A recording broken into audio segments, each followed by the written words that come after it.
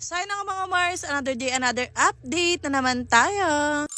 Kahapon nga yung ilang poste natapos na nga nilang buhusan, kaya naman eto yung iba naman ang kanilang bubuhusan. At ayan mga Mars ko, ngayon nga unti-unti ko na nakikita kung ano nga ba ang magiging itsura dito. At medyo tumataas na nga rin pala yung naasintada nila dito at isasagad nga pala ito sa pinakataas. So dapat nga ang balak ko nga dito is ipapaislab ko siya, kaso syempre kulang pa nga ang ating budget, kaya naman eto na nga lang munang baba ang aayusin. Since nabanggit ko naman sa inyo mga Mars ko, pati nga ang aming CR ay ililipat, kaya naman panibagong paggagawa na naman yun. Kaya sabi ko nga next time na lang ulit ipaislab to kapag meron ng budget, o kaya naman sa susunod na aking mansyon na lang.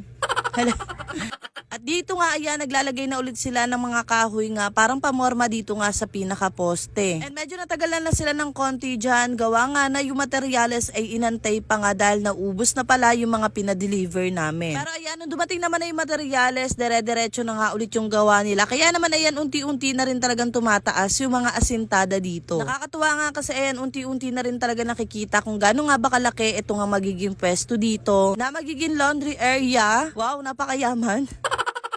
At sa kabilang side naman ay magiging kwarto ni Kuya. Actually mga Mars ko, alam nyo ba, sobrang tagal na rin talaga namin pinagde-decide na ayusin dito, ang kaso nga lang syempre wala naman tayong budget. Pero ayun nga, dahil sunod-sunod nga na pag-ulan tapos sunod-sunod na pagbaha, kaya talagang yung mga kahoy nga dito ay nagbigayan na. Kaya naman ko ipapagawa naman yun ng another kahoy na naman, tapos kapag nagkaganon ay nako, lugi ang negosyo. Negosyo?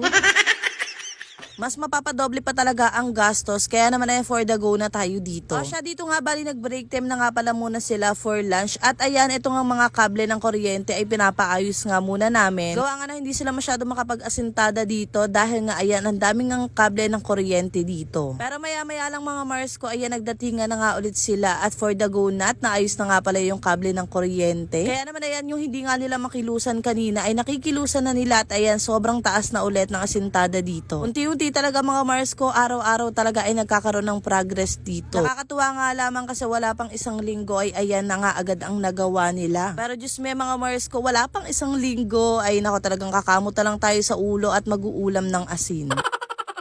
Masasabi ko talaga, kapag magpapagawa na talaga ako ng mismong mansyon ko ay kailangan ko talaga ng 50 million. Hala ka tayong OA, nakaraan 5 million lang, ngayon 50 million na. At eto pala mga Mars ko, sa mga nagtatanong pa rin ba kung kasama nga ba ang munti naming tindahan sa ginagawa, ay hindi po. Dahil yung tindahan nga po namin ay sa kabila nga po yon, kung saan nga po ang pwesto naman ng aming sala kusina. Bali kasi itong ginagawa na to ngayon mga Mars ko ay sa baba na nga po ito nila mama, at karugtong nga po ito nung aming bahay sa may sala kusina. So bali yung pinakapader dito mga Mars ko ay magiging pader na rin po namin. At kaya medyo lumiit nga yung pwesto dito dahil doon nga po sa amin naman ang na-adjust. So bali ang mangyayari nga, luluwag na nga po ang aming sala kusina, at yung pinaka-lababo naman po namin ay malilipat na. Gawa nga po yung aming CR naman ay ililipat din. O di ba nagkanda lipat-lipat? Basta mga Mars ko, malalaman at malalaman nyo yan kapag nga nagtuloy-tuloy nga itong gawa nila. Eh nakakatuwa nga lang din kasi ang dami nga nag-aantay nga ng mga kasunod netong aking mga video. At talagang inaabangan nga nila kung ano nga ba ang mangyayari. Kaya naman ayan nga, sinisipag na rin talaga ako mga Mars ko, at talagang ipapakita ko sa inyo bawat proseso talaga ng ginagawa nga dito sa aming munting mansyon. At sana nga hanggang ako ay mag-makeover ay talagang panoorin nyo pa rin, dahil isa na rin ako talaga sa magiging makalikot sa bahay. Basta mga Mars ko, sobrang dami ko talaga nai-imagine na gagawin dito, kaya naman ayan for the go. Medyo matagal-tagal pa ang proseso, pero ayan, pagpapatuloy natin. O siya, hanggang dito na lang muna mga Mars. Sin lang. Bye-bye.